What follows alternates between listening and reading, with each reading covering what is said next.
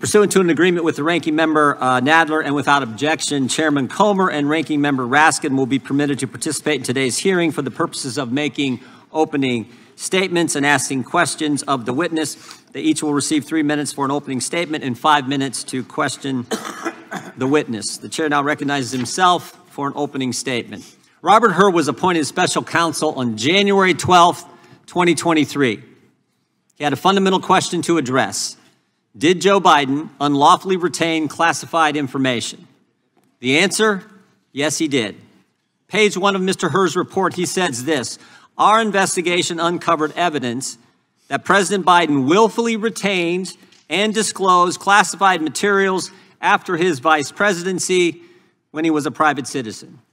He further writes, Mr. Biden willfully retained marked classified documents about Afghanistan and handwritten notes in his notebooks, which he stored in unsecure places in his home. Joe Biden kept classified information, and Joe Biden failed to store classified information properly. Mr. Hur made these determinations after interviewing 147 witnesses. He examined 7 million documents, including emails, text messages, photographs, videos, toll records, and other materials from both classified and unclassified sources. But there's more. Joe Biden not only kept information he wasn't allowed to keep, and he not only failed to secure that information properly, he also shared it with people who weren't allowed to see it. Shared that information with his ghostwriter. And remember, this is information that only individuals with a security clearance are supposed to see. Mr. Hur told us on page 200 of his report that it's the kind of information that, quote, risk serious damage to America's national security. And what did Joe Biden have to say about all this? What was his explanation?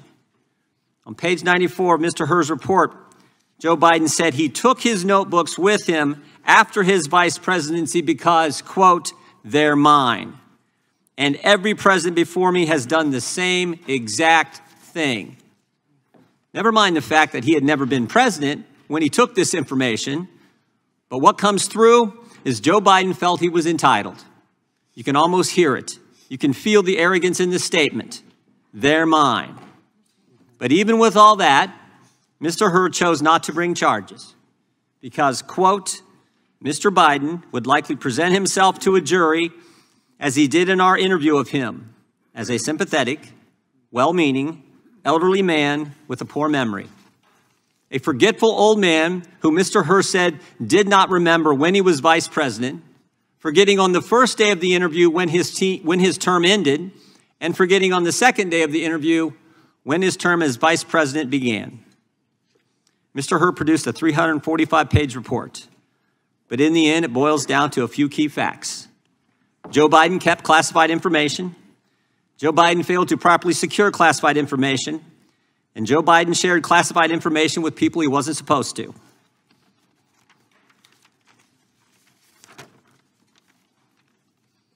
Joe Biden broke the law. But because he's a forgetful old man who would appear sympathetic to a jury, Mr. Hur chose not to bring charges.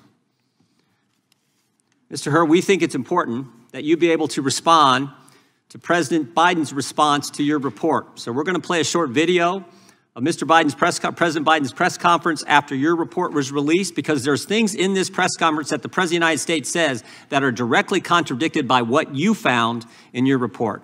So if we could play that video. Hey, everybody. Good evening. Let me say a few things before I take your questions. As you know, the special counsel released his findings today about their look into my handling of classified documents. President Biden, something the special counsel said in his report is that one of the reasons you were not charged is because, in his description, you are a well-meaning elderly man with a poor memory. I'm well-meaning, and I'm an elderly man, and I know what the hell I'm doing. I've been president, and I put this country back on its feet. I don't need his recommendation. It's totally out. How bad is your memory, and can you continue as president? My memory is so bad I let you speak. That's Your memory has gotten worse, Mr. President? My memory is not good. My memory is fine. My memory, take a look at what I've done since I become president. None of you thought I could pass any of the things I got passed. How'd that happen? You know, I guess I just forgot what was going on. Mr. President. Voters have concerns about your age. How are you going to assuage them? And do you fear that this report is only going to fuel further concerns about your age? Only by some of you. Mr. President, clear up criminal liability today. But do you take responsibility for at least being careless with classified material?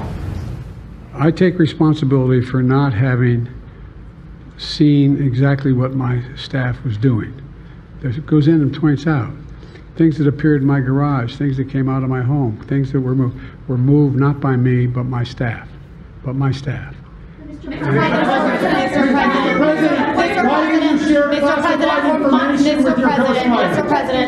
Mr. President, for months when you were asked about your age, you would respond with the words, "Watch me."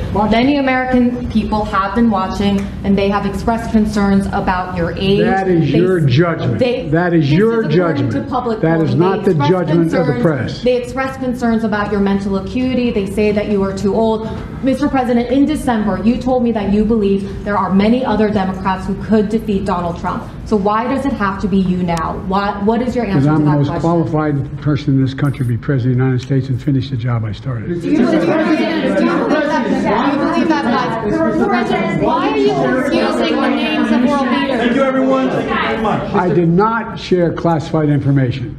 I did not share it. With your ghostwriter. With my ghostwriter, I did not. Guarantee you did not. But the special counsel said in the report he that he did not say that. Okay. He did not say that. But Mr. President, Let me answer your question. The fact of the matter is, what I didn't want repeated, I didn't want him to know, and I didn't read it to him, was I had written a long memorandum to President Obama why we should not be in Afghanistan. And I was multiple pages. And so what I was referring to, I said classified. I should have said should be private, because it was a contact between the president and the vice president as to what was going on. That's what he was referring to. It was not classified information in that document. That was not classified.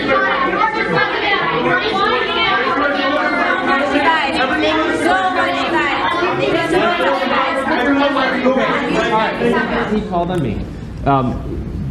When you look back at this incident, is there anything you would do differently now? And do you think that a special prosecutor should have been appointed in the first place in both of these cases?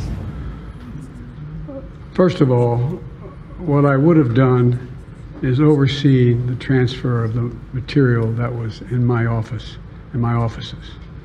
I should have done that. If I go back, I didn't have the responsibility to that. That was my staff was supposed to do that, and they referenced that in the report.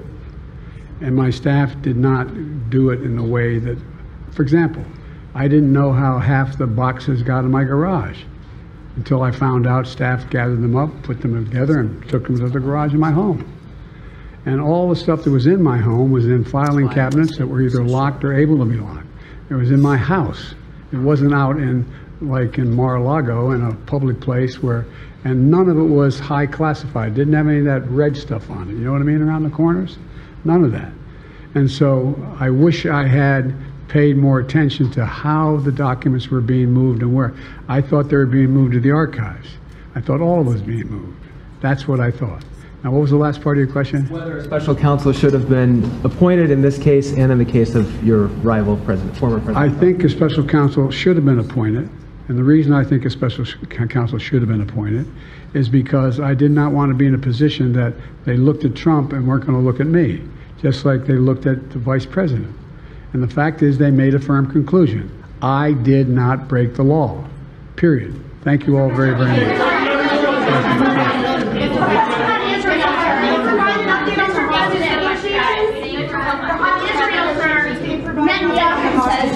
He has ordered The hostage negotiation, look.